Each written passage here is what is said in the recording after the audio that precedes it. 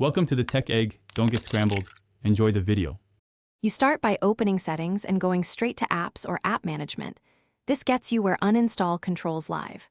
Once there, locate Wallpaper Pix using the search or by scrolling alphabetically. You need the app's detail page. Make sure you note whether the app is listed as device admin or has special permissions, because that prevents removal. If it does, tap Permissions or Device Admin to revoke rights first, then return to the app detail to continue with removal. Now you revoke permissions that could block uninstallation.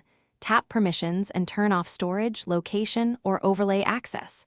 Once permissions are off, go to Storage and press Clear Cache, then Clear Data to remove lingering files that can interfere. If Wallpaper Pix was a device administrator, deactivate it here. This is often the single barrier. After these steps, return to the top of the app page, because with permissions and data cleared, the Uninstall button becomes available. Tap Uninstall and confirm to remove Wallpaper Pix. You should see progress and then no app icon.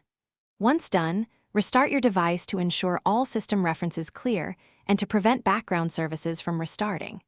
If the Uninstall button is grayed or the app reappears, reboot into safe mode and repeat the revoke permissions, clear data, then uninstall sequence. Safe mode prevents third-party services from blocking removal. That single troubleshooting step usually resolves stubborn cases. Thanks for watching. Consider subscribing if I helped unscramble your problems.